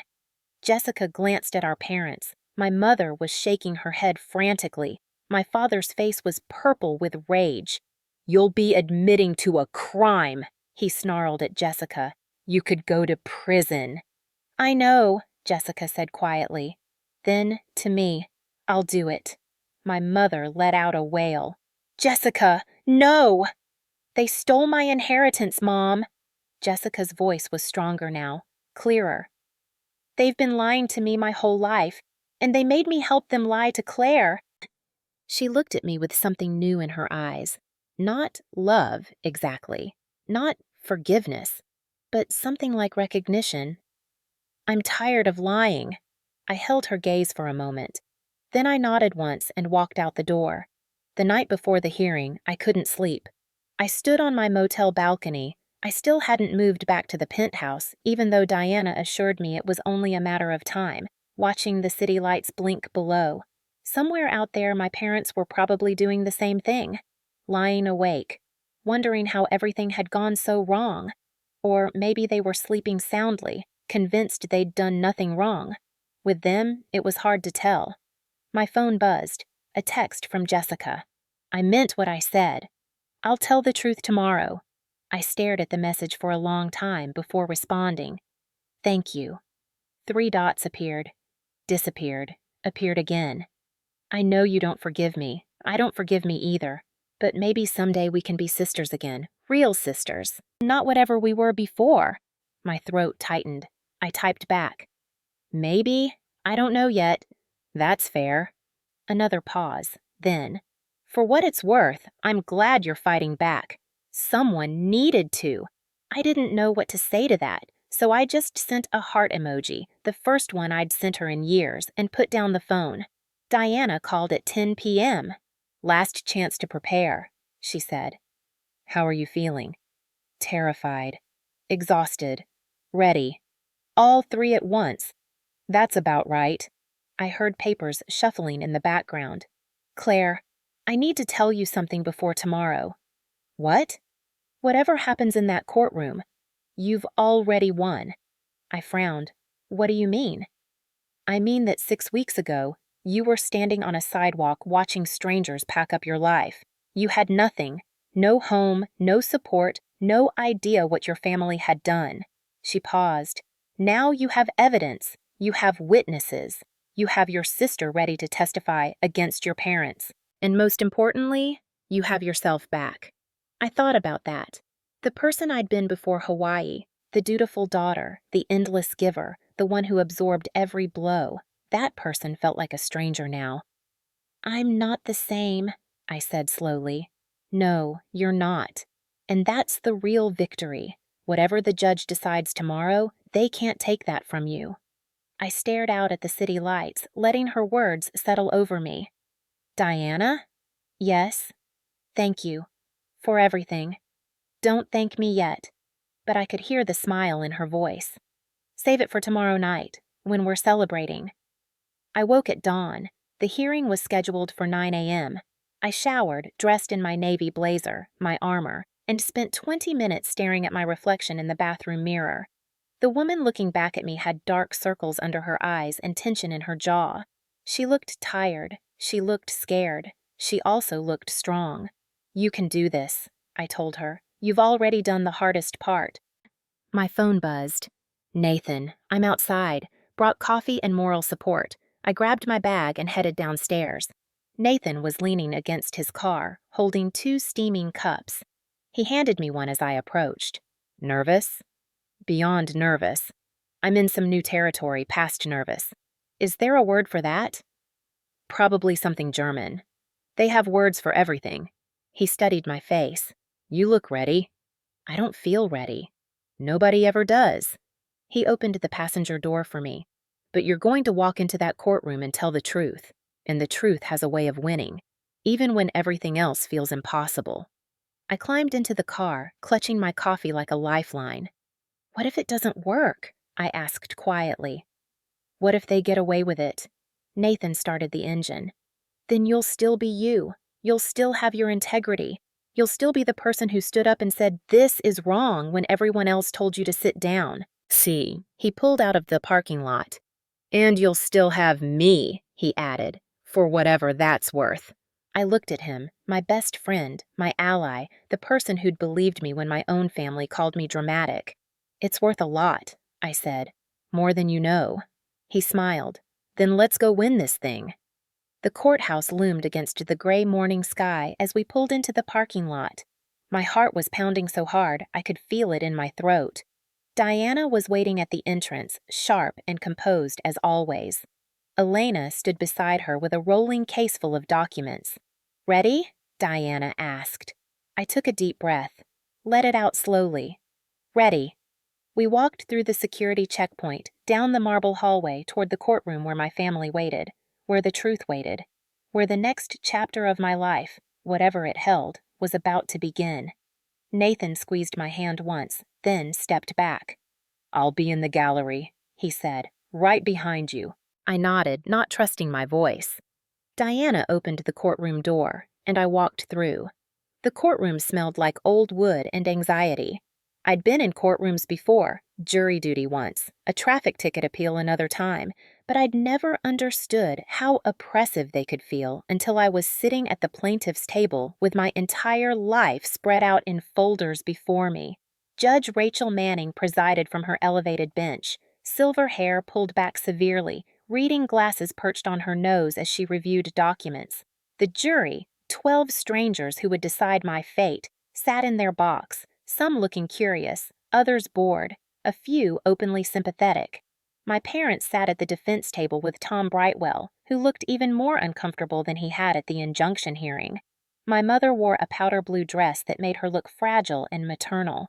My father had put on a tie, something he only did for funerals and occasions when he wanted to appear respectable. Jessica sat in the gallery, not with them. She'd positioned herself 3 rows back, alone, her hands clasped tightly in her lap. When I glanced back at her, she gave me a small nod. Nathan sat directly behind me. I could feel his presence like a warm hand on my shoulder. "All rise," the bailiff announced. We rose. The judge settled into her chair. We sat. "Case number 2-FR-984, Hartwell versus Hartwell. This is the full hearing on claims of fraud, forgery, financial abuse, and intentional infliction of emotional distress." Judge Manning looked over her glasses at both tables. "Ms. Reyes, you may deliver your opening statement." Diana stood, buttoning her jacket with practiced ease. "Your Honor, members of the jury, this case is about betrayal, not the ordinary kind, not a broken promise or a forgotten birthday. This is about systematic, calculated betrayal by the people who should have protected the plaintiff most." She walked slowly toward the jury box, her heels clicking against the floor. "Claire Hartwell is 30 years old. She's a software engineer who worked her way up from nothing. She bought her home, a penthouse in Pacific Harbor Tower, with money left to her by her grandfather. Money that was specifically designated for her, protected in a trust that her parents had no legal authority to touch." Diana paused, letting the words settle. But while Claire was on vacation in Hawaii, her first real vacation in 3 years, her parents and sister sold that home out from under her. They forged her signature. They lied to the buyers, claiming Claire was mentally unstable and unable to handle her own affairs. They took the proceeds and used them to pay off gambling debts that Claire knew nothing about. A murmur rippled through the jury. Diana continued. Over the course of this trial, you will see evidence of forgery, caught on the notary's own security camera. You will see 18 months of unauthorized withdrawals from Claire's accounts, totaling over $25,000. You will hear testimony from the buyers who were deceived into purchasing stolen property. And you will hear from Claire herself about what it feels like to return from vacation and find your life in boxes on the sidewalk. Diana turned to look at my parents. The defendants will tell you this was about love, about family, about protecting a daughter who was struggling. Her voice hardened. But love doesn't forge signatures. Family doesn't steal. And protection doesn't involve calling your own child homeless girl in a text message. She returned to our table. We ask that you see this case for what it is, a crime disguised as concern, and we ask that you deliver justice. Diana sat down. My heart was pounding. Tom Brightwell rose, straightening his tie. Members of the jury, Your Honor, my clients are not criminals. They are parents. Imperfect, frightened, desperate parents who made mistakes trying to save their younger daughter's life. He walked toward the jury, his voice softening. 6 months before the events in question, Jessica Hartwell, the defendant's younger daughter, tried to take her own life. She was hospitalized for 5 days. She was diagnosed with a gambling addiction that had spiraled out of control. She was drowning in debt, in shame, in despair. Brightwell let the weight of that land. Donald and Patricia Hartwell did what any parents would do. They tried to save her. Yes, they made mistakes. Yes, they cut corners. Yes, they acted without Claire's explicit permission. But they did so out of love, out of fear, out of the desperate need to keep their family together. He glanced at my parents. My mother was dabbing her eyes with a tissue. This is not a case about criminals. This is a case about a family in crisis. A family that made wrong choices for right reasons. We ask that you consider the context, the desperation, the love that drove these actions, and find that while mistakes were made, they do not rise to the level of fraud. He sat down. Judge Manning made a note. Ms. Reyes, call your first witness. The trial proceeded with methodical precision. Diana called Dr. Raymond Foster first, the forensic document analyst who had examined the forged signature. He was silver-haired and meticulous, the kind of expert witness who made juries trust him instinctively. Dr. Foster, can you describe what you found when you examined the signature on Exhibit A? Certainly. He pulled up enlarged images on the courtroom display. The signature purporting to be Claire Hartwell's shows clear signs of forgery. Note the pressure points here, here, and here. They're inconsistent with natural handwriting. The loops in the letters are hesitant, drawn slowly rather than written fluidly. And what does that indicate? It indicates that someone traced or copied the signature rather than writing it naturally. In my professional opinion, this signature was forged. Brightwell tried to challenge him on cross-examination, questioning his methodology, his credentials, his certainty. Dr. Foster remained unshakable. I've analyzed over 3,000 documents in my career, counselor. I know a forgery when I see one. Next came Elena Vasquez, who walked the jury through the financial records with devastating clarity. Spreadsheets appeared on the screen showing transaction after transaction, small amounts, always under $300, always from Claire's accounts. These withdrawals occurred over 18 months, Elena explained. They were deliberately kept small to avoid triggering automatic review. The pattern is consistent with systematic financial abuse. And where did this money go? 3 destinations: a gambling platform registered to Jessica Hartwell, a predatory lending company, and an account labeled Family Emergency Fund that was controlled by the defendants. The jury took notes. Several looked disturbed. Kevin and Amanda Lawson testified next. Amanda's voice shook as she read aloud the emails she'd received from my mother. My daughter Claire is currently experiencing significant mental health challenges and is unable to participate in legal proceedings. She read. Any attempt to contact her would cause her considerable distress. Did you believe this? Diana asked. We weren't sure. Something felt wrong, but they had all the official paperwork, a notary present. We thought maybe we were being paranoid. And now? Amanda looked at me with genuine sorrow. Now I know we bought a stolen home, and I'm so sorry. Then came the video. Diana had saved it for maximum impact. The security footage from the notary's office played on the courtroom screens, grainy but unmistakable. My parents, leaning over the desk. Jessica holding the pen, her hand shaking. Sign it cleaner, my father's voice said. She makes her A tighter than that. Jessica's face crumpled. Claire's going to hate me. She's never going to forgive me for this. My mother's dismissive response. She'll get over it. She always does. That's who Claire is. The video showed Jessica crying, actually crying, as she forged my name. When it ended, the courtroom was silent. Several jurors were staring at my parents with undisguised disgust. No further questions about this exhibit, Diana said. Brightwell called my mother to the stand first. Patricia Hartwell walked to the witness box like a woman going to her execution, shoulders hunched, tissue clutched in her hand, eyes red-rimmed. She'd perfected the look of a grieving mother pushed beyond her limits. Mrs. Hartwell, Brightwell said gently, can you tell us what was happening in your family 6 months before the sale of Claire's property? My mother's voice trembled. Jessica, our baby. She tried to kill herself. We found her unconscious in her apartment. Pills everywhere. I thought... She broke down, sobbing. I thought she was dead. What happened after that? We got her to the hospital. They saved her life. But then we found out about the gambling, the debts, the people who were threatening her. My mother shook her head. We were terrified. We couldn't lose her. We'd already almost lost her once. And what about Claire? Why didn't you tell her? My mother hesitated. This was the question she'd been dreading, I could tell. Claire is complicated. She's always been the responsible one, the successful one. But she's also judgmental. She would have blamed Jessica, made her feel worse. We were trying to protect both of our daughters. Diana rose for cross-examination. Mrs. Hartwell, you testified that you didn't tell Claire about Jessica's suicide attempt because Claire is judgmental. Is that correct? I said she can be judgmental. Yes. Are you aware that Claire paid Jessica's hospital bill, anonymously, $12,000? My mother's face went slack. No, I didn't. So, while you were hiding Jessica's crisis from Claire and claiming she would be unsupportive, Claire was actually providing financial support without being asked, without even being told what happened. Diana let that sink in. Does that sound judgmental to you? I didn't know. You didn't know because you never gave her the chance. Diana's voice sharpened.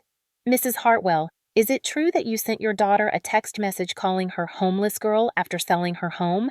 My mother's composure cracked further. I was upset. I didn't mean... You didn't mean to call your own daughter homeless girl after rendering her homeless? Objection, Brightwell said, badgering the witness. Withdrawn. Diana smiled thinly. No further questions. My father's testimony was shorter and angrier. Donald Hartwell had never been good at performing remorse. His natural state was defensive indignation. We did what we had to do, he said repeatedly. Family takes care of family. Claire has always had more than she needed. She could afford to help. And when she didn't offer to help voluntarily, Diana said during cross-examination, you decided to take it anyway? We made a decision for the good of the family. A decision that involved forging her signature? We believed we had authority. Did you have Claire's explicit notarized consent to sell her property? Silence. Mr. Hartwell? No, he finally admitted. But, no further questions. The courtroom seemed to hold its breath when Jessica's name was called. She walked to the witness box slowly, each step deliberate. She'd dressed simply, no jewelry, minimal makeup, dark clothing that made her look smaller than she was. When she sat down and raised her hand to be sworn in, I could see it trembling. "Do you swear to tell the truth, the whole truth, and nothing but the truth?" "I do." Diana approached her carefully, like someone approaching a wounded animal. "Jessica, thank you for agreeing to testify. I know this isn't easy." "No." Jessica's voice was barely above a whisper. "It's not. Can you tell the court your relationship to the plaintiff, Claire Hartwell?" "She's my sister. My older sister." "And your relationship to the defendants?" "They're my parents." Diana nodded. "Jessica, I'm going to ask you some difficult questions. I need you to answer them truthfully. Can you do that?" Jessica looked at our parents for the first time. My mother was crying silently. My father's face was a mask of fury.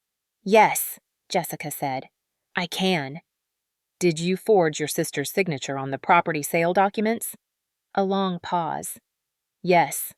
Murmurs from the gallery. The jury leaned forward. "Can you tell us why?" Jessica closed her eyes for a moment. When she opened them, they were wet but steady. "I have a gambling addiction. I've had it for years. I didn't know it was an addiction at first. I thought I was just unlucky, that I'd win it back eventually. But I kept losing, and the debts kept growing. And eventually I owed almost $70,000 to people who made it clear what would happen if I didn't pay." "What did you do?" "I went to my parents. I told them everything.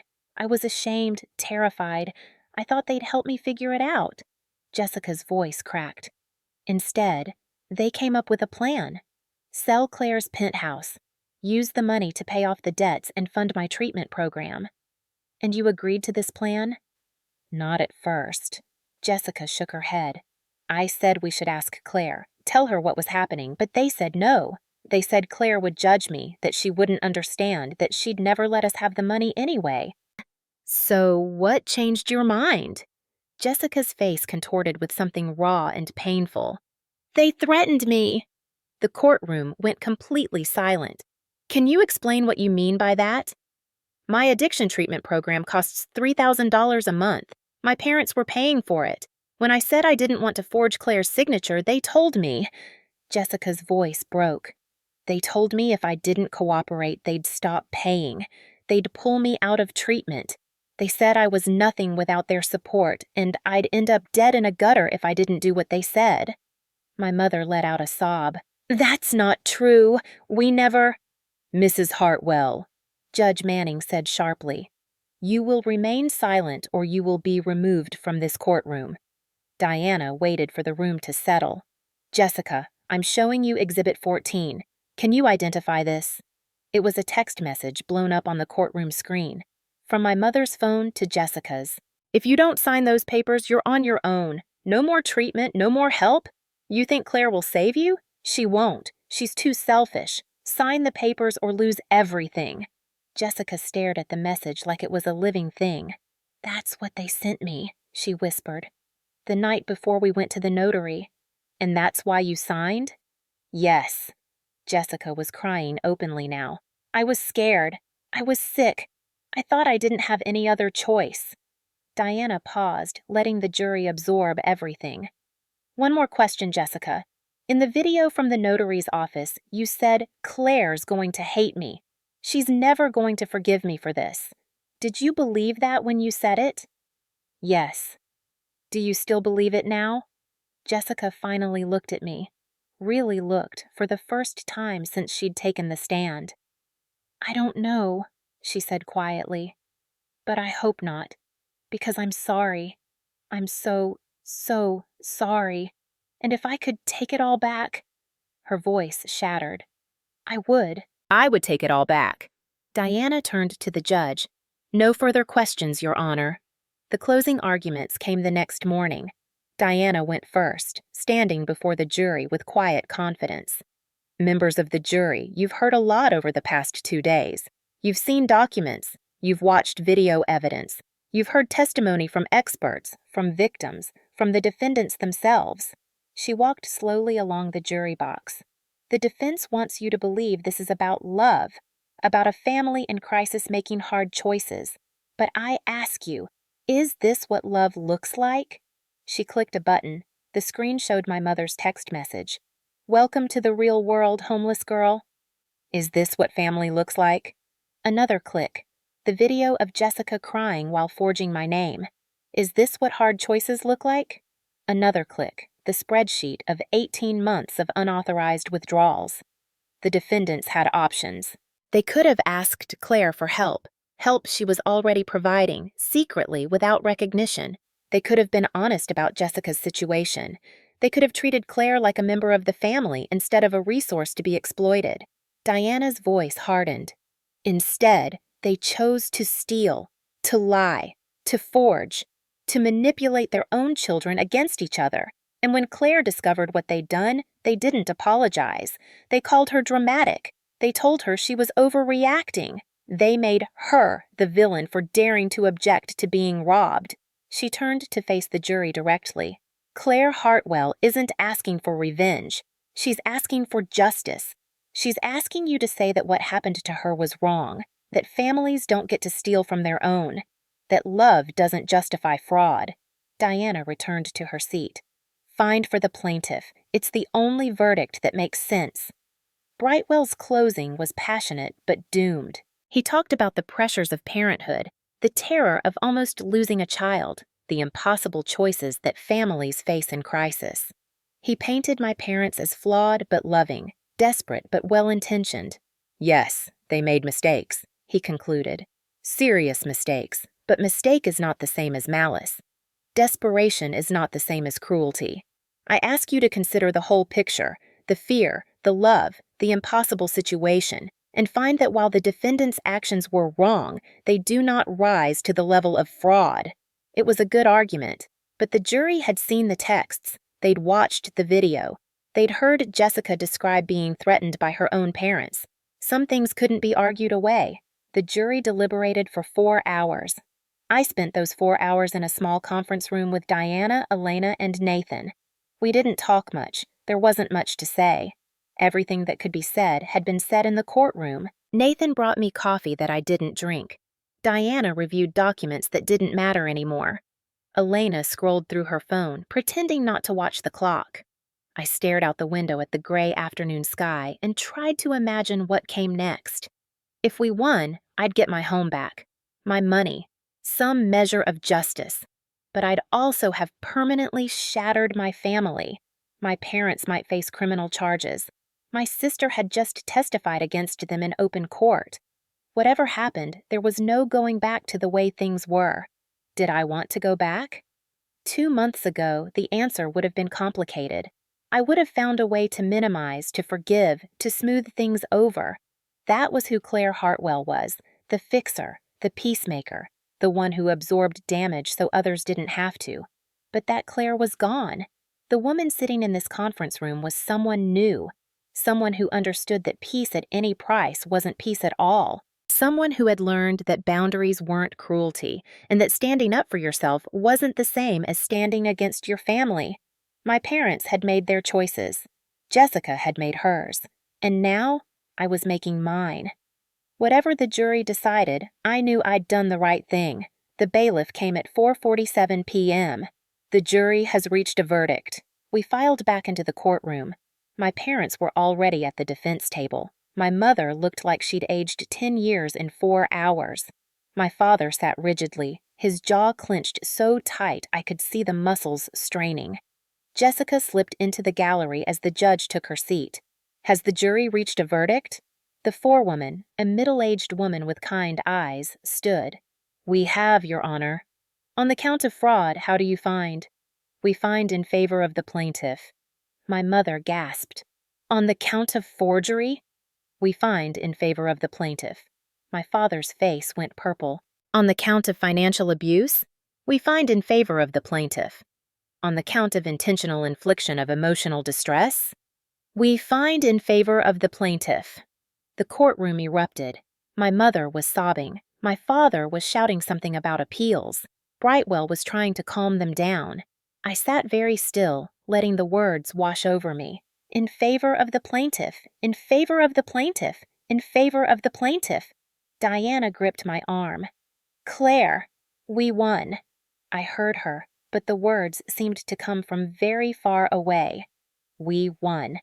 Judge Manning waited for the noise to subside before continuing. Based on the jury's findings, I am issuing the following orders. She consulted her notes. The sale of the property at 14 North Riverside, the Pacific Harbor Tower penthouse, is hereby declared null and void. Full ownership is restored to Claire Marie Hartwell, effective immediately. I exhaled slowly. The defendants are ordered to repay all funds improperly withdrawn from the plaintiff's accounts, totaling $25,847. Additionally, the defendants are ordered to pay damages in the amount of $100,000 for emotional harm, legal fees, and loss of use. My mother wailed.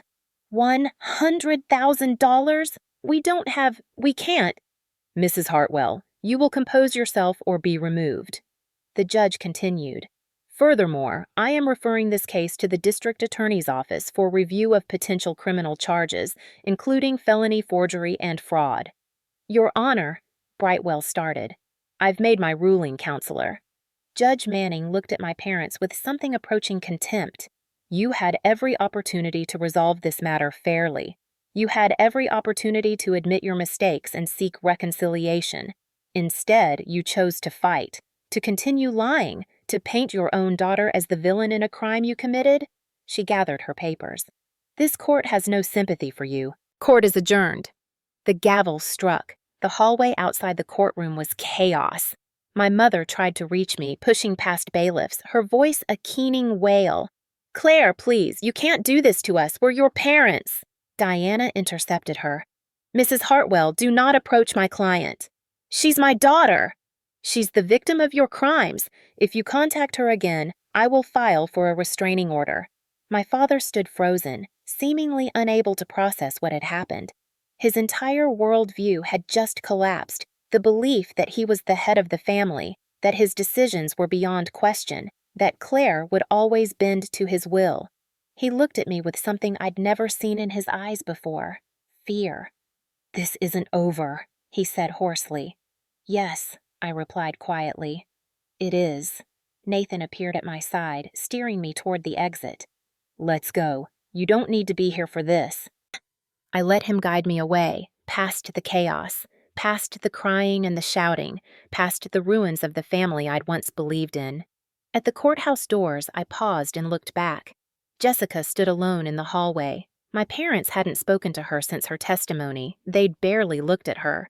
She'd betrayed them by telling the truth, and in their eyes, that was unforgivable. She looked small, lost, the way she used to look during thunderstorms when we were kids, before everything got so complicated. Claire, Nathan touched my arm. You okay? Give me a minute. I walked back to where Jessica stood. She flinched when she saw me coming, as if she expected me to yell at her, to tell her that her testimony didn't matter, that I still hated her, that nothing she did could make up for what she'd done. Instead, I said, Thank you. Her eyes widened. What? For telling the truth. I know how hard that was. Claire, she shook her head. I don't deserve your thanks. I helped them. I forged your name. I know what you did. I cut her off gently. And I know why you did it. That doesn't make it okay. But I understand. Jessica's face crumpled. I'm so sorry. I'm so sorry. I never should have. I should have called you. I should have. Maybe. I took a breath. But you didn't. And we can't change that now. So what happens? Her voice was barely a whisper. With us? The question hung between us, heavy, uncertain, impossible to answer fully. I don't know, I admitted. I'm not ready to forgive you. Not yet. Maybe not for a long time. I understand. But I'm not cutting you off completely either. I met her eyes. You're my sister. That doesn't mean you get a free pass. It means I'm willing to try. Eventually, slowly, with a lot of boundaries. Something like hope flickered across Jessica's face. Really? Really? But, Jess, I hardened my voice slightly. If you ever lie to me again, if you ever steal from me, If you ever put me in a position where I have to choose between protecting myself and protecting you, I will walk away, for good. Do you understand? Yes. She nodded frantically. Yes, I understand. Okay. I stepped back. I have to go, but take care of yourself. Stay in treatment. Get better. I will. I promise. I turned and walked away. Nathan was waiting at the doors. He didn't ask what I'd said to Jessica. He just fell into step beside me as we walked out into the late afternoon light. 3 days later, I stood in the lobby of Pacific Harbor Tower. The building manager had already restored my access. The previous buyers, Kevin and Amanda, had moved out without complaint, apologizing again for their unwitting role in the whole disaster. The keys were in my hand. Diana had offered to come with me. Nathan had offered to come with me. Dr. Park had offered a phone session if I needed to process the emotions. I'd said no to all of them. Some moments needed to be faced alone. The elevator rose smoothly to the 14th floor. The hallway was quiet. My door, waited at the end. I slid the key into the lock, turned it, pushed the door open. The penthouse was empty. Not abandoned empty. The buyers had kept it clean, but empty of everything that had made it mine. No furniture, no books, no jasmine candles, no grandmother's quilt in the reading nook, just empty rooms and afternoon light streaming through floor-to-ceiling windows. I walked through slowly, room by room. The kitchen where I'd cooked midnight meals while debugging code. The bedroom where I'd lain awake during thunderstorms, texting Jessica to make sure she was okay. The balcony where I'd watched 1,000 sunsets, feeling lucky and grateful and completely unaware of the betrayal being planned behind my back. In the living room, I stopped. This was the spot where my couch had been, where I'd sat the day my grandfather died, reading and rereading his letter. The one that told me he was leaving me the trust. The one that said, "Your parents mean well, but they don't always understand boundaries. Protect yourself, Claire. You deserve a life of your own." He'd known. Even back then, he'd known what they were capable of. I sank down onto the floor, my back against the window, and let the tears come. Not sad tears, not angry tears. Just release. Everything I'd held together for the past 2 months finally breaking free. I cried for the family I'd lost, the parents who'd chosen theft over trust, the sister who'd been both victim and perpetrator, the childhood home that would never feel safe again. I cried for the girl I used to be, the one who believed love meant sacrifice without limits, the one who thought being needed was the same as being valued, the one who never learned to say no until no was the only word left. And I cried for the woman I was becoming. The one who had stood up in a courtroom and demanded justice. The one who had drawn boundaries and held them. The one who was learning, slowly, that she deserved to take up space in the world. When the tears finally stopped, I sat for a long time in the empty penthouse, watching the sun sink toward the horizon. Then I pulled out my phone and started making calls. To the moving company to retrieve my belongings from storage. To the furniture store to order a new couch. To the candle shop to buy jasmine candles. To Nathan to invite him over for a housewarming dinner. To Dr. Park to schedule an extra session this week. And finally, to a number I hadn't called in years. My grandmother's sister. My great-aunt Eleanor. The only member of my extended family who had always, quietly, been on my side. "Claire?" Her voice was warm and surprised. "Is that really you?" "Hi, Aunt Eleanor. I was wondering, would you like to come visit? I have my place back, and I could really use some family right now." "Oh, sweetheart." I could hear her smiling through the phone. "I'd love nothing more." The penthouse looked like home again. Better than home, actually. I'd used the opportunity to redecorate. New couch, new art on the walls, new plants in every corner. The reading nook had my grandmother's quilt and a stack of books I was actually reading for pleasure. The kitchen smelled like the pasta I'd made for dinner. Nathan sat on the balcony with a glass of wine, watching the city lights flicker on. "You know what I was thinking about today?" he asked as I joined him. "What?"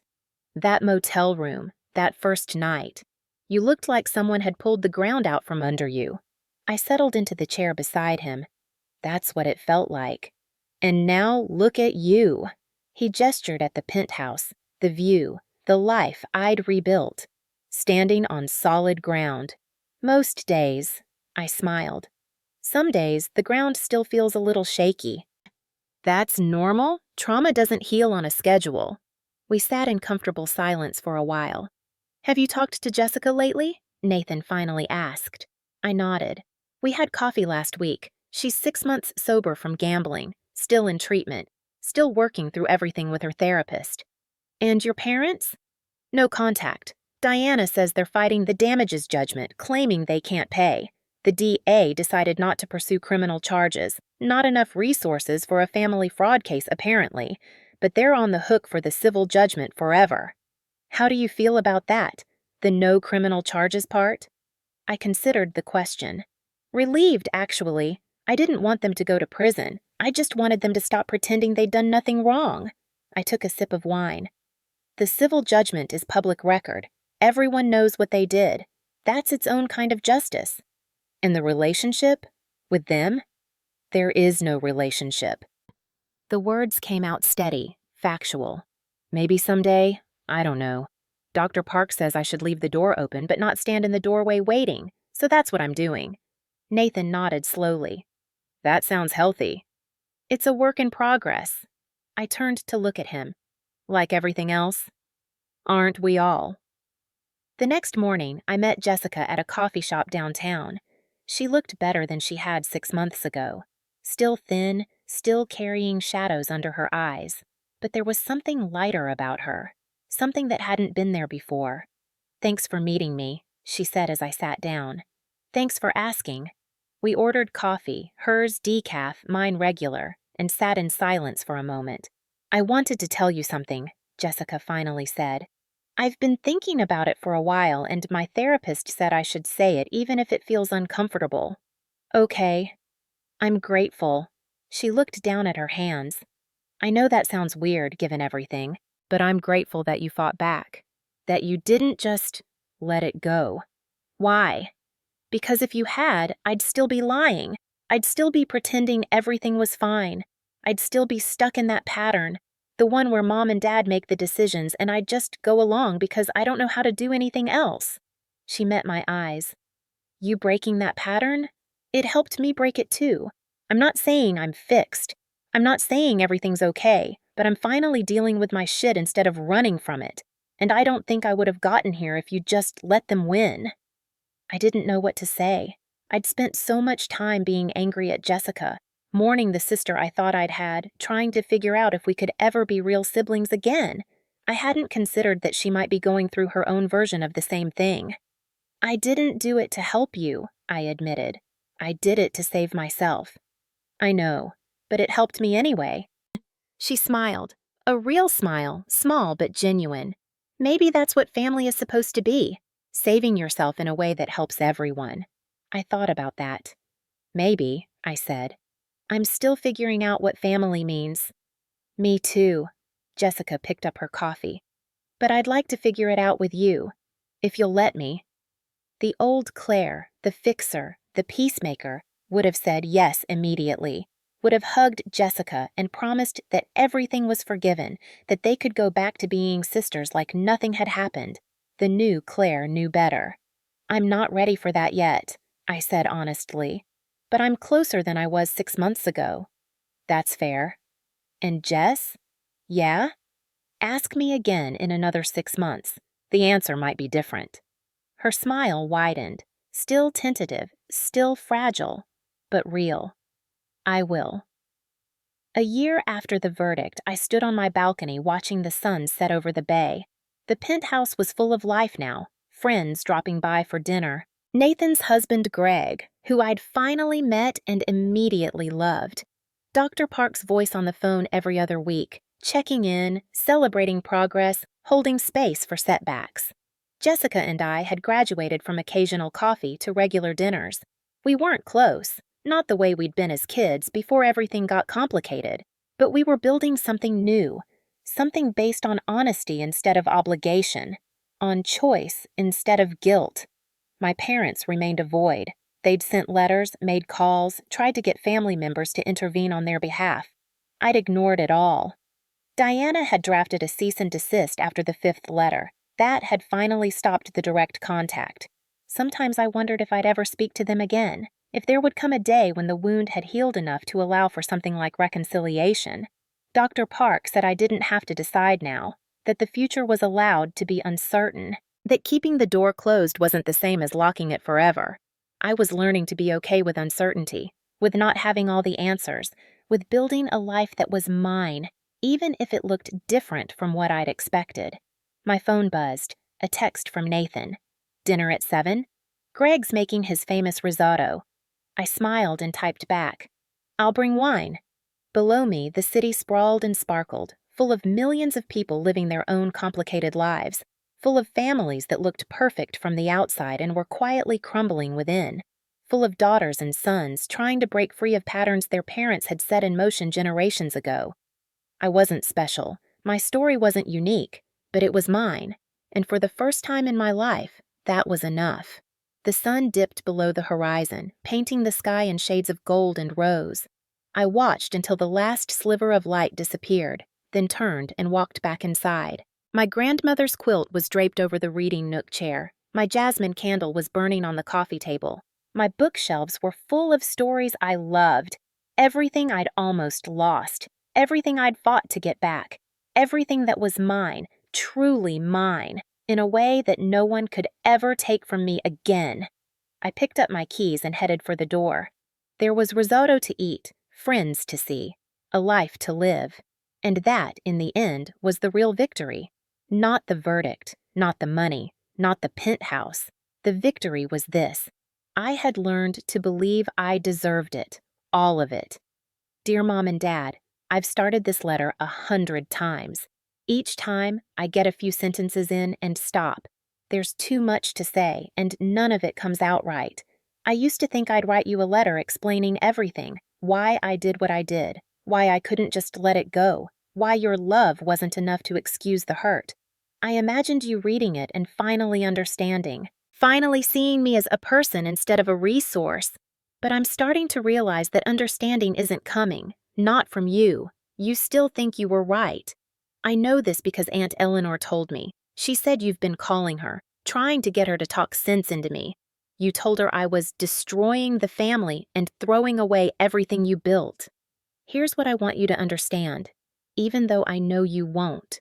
You didn't build me. I built myself. Every promotion I earned, every dollar I saved, every late night I worked while you were sleeping soundly, that was me, not you. You raised me, yes. You fed me and clothed me and put a roof over my head. And I'm grateful for that, in whatever complicated way gratitude can exist alongside betrayal. But you didn't give me my work ethic. You didn't give me my integrity. You didn't give me the strength to stand in a courtroom and tell the truth about what you did. Those things I found on my own, often in spite of you. I think about Jessica a lot, about how you treated us differently from the start. I was the responsible one, which meant I was never allowed to fail. Jessica was the sensitive one, which meant she was never expected to succeed. You set us both up for disaster, just different kinds. I became someone who couldn't say no, couldn't set boundaries, couldn't believe she deserved rest, or help, or love without earning it first. Jessica became someone who couldn't cope, couldn't self-regulate, couldn't believe she was capable of anything without someone else holding her hand. And then you played us against each other, telling me Jessica was struggling while secretly draining her inheritance, telling Jessica I was selfish while I was secretly paying her bills. Divide and conquer, keep us both too guilty and confused to ever compare notes. It almost worked. But here's the thing about fire, Mom and Dad. It destroys, but it also illuminates. And in the light of what you did, I finally saw everything clearly. I saw that your love was conditional, that your support came with strings, that your family-first mentality only applied when first meant giving to you. I saw that you didn't see me as a daughter. You saw me as insurance. And I saw that the only way to survive was to stop hoping you'd change and start building a life that didn't depend on you. That's what I've been doing. Building. Slowly, carefully, with the help of people who actually care about me. Not what I can give them, but me. Nathan, who showed up at a motel with Thai food and refused to leave. Diana, who fought for me when I didn't know how to fight for myself. Dr. Park, who helped me see that the patterns I'd lived with weren't normal or healthy. And Jessica, eventually, cautiously, because she's trying to change, and I want to believe people can change, even when the evidence is complicated. I don't know if I'll ever send this letter. Part of me wants you to understand, wants you to feel the weight of what you've lost, but a bigger part of me knows it won't matter. You'll read it and find ways to make it my fault. You'll cry and tell each other I was always difficult, always dramatic, always too sensitive. So maybe this letter is just for me, a way of putting into words what I've learned so I don't forget. I learned that family isn't always blood. Sometimes it's the people who choose you, not the people who are obligated to claim you. I learned that forgiveness isn't required. It can be a gift you give yourself, but only when you're ready, and only if it serves your healing, not theirs. I learned that I am allowed to take up space, to have needs, to say no, to walk away from people who hurt me, even if those people are my parents. I learned that I am not responsible for fixing everyone else's problems, that I can help without sacrificing myself. That love doesn't mean lighting yourself on fire to keep someone else warm. And I learned, finally, after 30 years, that I am enough, not because of what I provide or what I sacrifice or what I give, but just because I am. You never taught me that, but I taught myself. So this is goodbye, Mom and Dad. Not forever necessarily. The future is uncertain, and I'm learning to be okay with that. But goodbye for now. Goodbye to the hope that you'll change. Goodbye to the guilt you planted in me. Goodbye to the version of Claire who would have accepted your apology just to keep the peace. That Claire doesn't live here anymore. This one has boundaries. This one has a home she fought for. This one is going to be okay. With love, even now, complicated, wounded, but still real. Claire. If you've made it to the end of Claire's story, I want to tell you something important. You are not dramatic for having feelings. You are not selfish for having needs. You are not cruel for having boundaries.